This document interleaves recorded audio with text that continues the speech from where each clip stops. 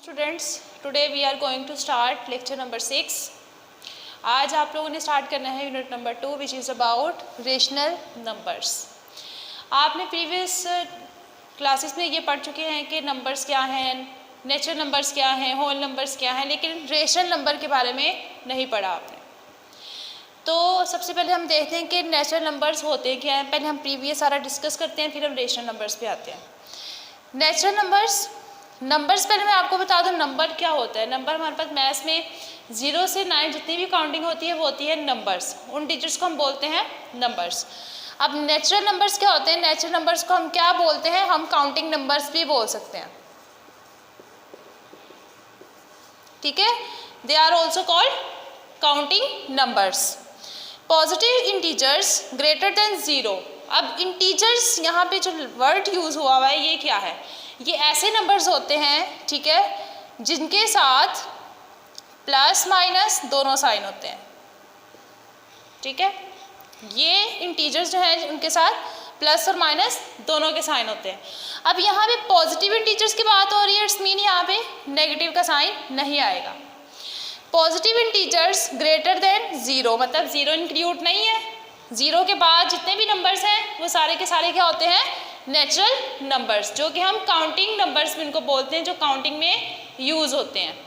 Next हमारे पास आता है होल नंबर्स। होल नंबर्स होता है नेचुरल नंबर्स विद 0, मतलब अगर ये हमारे पास नेचुरल नंबर्स है 1, 2, 3 एंड 4, ठीक है। अगर मैं इसके स्टार्ट में लगा लेती हूँ 0 तो क्या बन जाएंगे?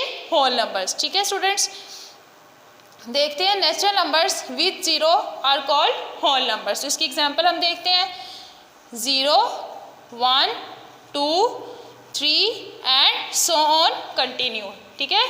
इन्फिनिटी आ जाती है इसमें, और ये किससे शो होते हैं?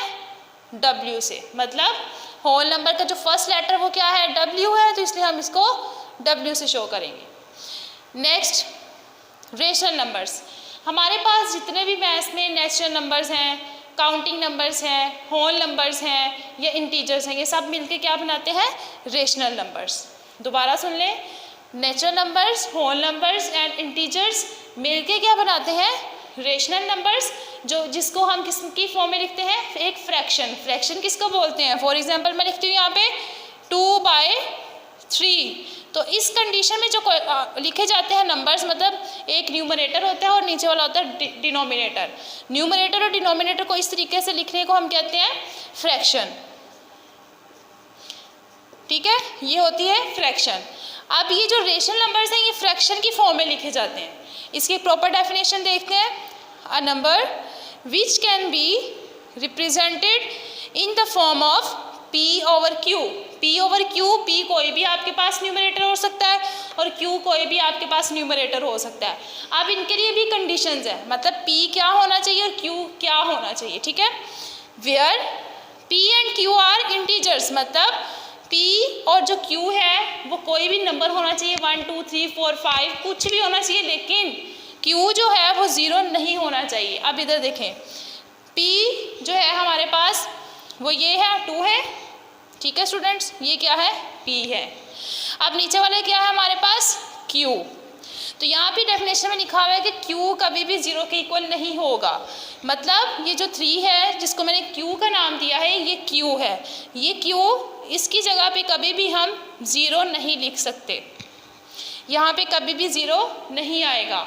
तो इट्स मीन P और Q कोई भी नंबर होगा, और जो नीचे डिनोमिनेटर होता है Q वो कभी भी 0 के इक्वल नहीं होगा। नेक्स्ट है, हम इनको इस तरह से भी शो कर सकते हैं इंटीजर्स को नंबर लाइन पे। ये सारे के सारे क्या हैं? ये रेशनल नंबर्स हैं। अब यहाँ पे जब हम होल नंबर्स को, ये नेचुरल नंबर को, इंटीजर्स को हम नंबर लाइन पे शो करते हैं तो 0 सेंटर में आता है, राइट साइड पे पॉजिटिव नंबर्स आते हैं और लेफ्ट साइड पे हमारे पास कौन से आते हैं? नेगेटिव। नेक्स्ट स्टूडेंट्स, ये आपको इंट्रोडक्शन था, इस चैप्टर का इंट्रोडक्शन मैंने दिया है। अब इसके अकॉर्डिंग आप लोगों ने एग्जाम्पल 1 करनी है, ठीक है, जिसमें आपको ये बताना है कि रेशनल नंबर्स हम किस तरह से बना सकते हैं। अब क्वेश्चन क्या है हमारे पास? ये एक्सरसाइज पे से नहीं है, जस्ट एग्जाम्पल है। Write the fraction equivalent to the number मतलब एक फ्रैक्शन बनानी है जिसमें p और q की सूरत में हम आंसर को लिखेंगे। और ये हमारे पास क्वेश्चन है कि -3 multiply by 2 divided by 25 minus 18। अब यहाँ पे आप लोग देख सकते हैं कि ये दोनों जो नंबर्स हैं ये हमारे पास p हैं और ये जो दोनों नंबर्स ये हमारे पास क्या है, q है। ठीक है, अब इसको हम इस फॉर्म में लिखेंगे p बाई q। तो p हमारे पास क्या है, -3 मल्टीप्लाई बाई 2, तो यहाँ हम लिख सकते हैं -3 मल्टीप्लाई बाई 2। और q हमारे पास क्या है, q हमारे पास है 25 माइनस 18। अब इसको सॉल्व करेंगे, 3 2s आर 6, माइनस का साइन ऐसे आएगा क्योंकि इसके साथ 2 के साथ कोई साइन है, इट्स मीन इसके साथ प्लस का साइन है। आपने याद रखना है कि जिन नंबर्स के साथ कोई साइन नहीं होता उनके साथ प्लस का साइन होता है, आप 6th क्लास में भी पढ़ चुके हैं। अब यहाँ पे माइनस प्लस माइनस होता है, तो यहाँ पे आपने ऐसे लिख देना माइनस। अब आपने q को सॉल्व करना है, q को कैसे सॉल्व करेंगे, 25 में से आप 18 माइनस करें तो आपके पास आंसर आता है 7। ठीक है, अब आप देख सकते हैं कि ये जो कंडीशन है किस फॉर्म में, एक फ्रैक्शन में है, मतलब p ओवर q की सूरत में है। तो आपके पास जो राइट आंसर है वो p ओवर q मतलब -6/7 ये आंसर आता है। ओके स्टूडेंट्स, नेक्स्ट आपके पास एग्जांपल आती है एक्सप्रेस -3/5। यहाँ पे -3p है और q आपके पास क्या है 5 as a rational number with. अब यहाँ पे वो कहता है कि ये -3 है, आपने इसको 6 बनाना है। और वो किस तरह बनेगा, इधर देखें स्टूडेंट्स, यहाँ पे हम देख लेते हैं कि अगर हम 3 को 2 से मल्टीप्लाई करेंगे तो 6 बनेगा, लेकिन यहाँ पे आ रहा है माइनस, तो दूसरे नंबर के साथ भी हमारे पास क्या आना चाहिए, माइनस आना चाहिए। तो माइनस माइनस प्लस हो गया, 3 2s आर 6। अब हम यहाँ पे लिखेंगे मल्टीप्लाइंग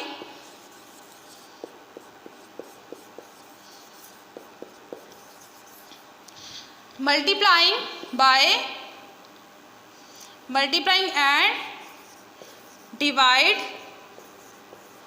बाय, ये -2 से हमने मल्टीप्लाई किया था तो यहाँ पे हम लिखेंगे -2। ठीक है, अब क्वेश्चन हमारे पास है -3/5, -3 से हमने मल्टीप्लाई करना है -2 और 5 से डिवाइड करना है आपने -2। ठीक है, नीचे आपने फ्रैक्शन में इसको लिखना है। अब यहाँ पे हम लिखते हैं -3 मल्टीप्लाई बाय -2।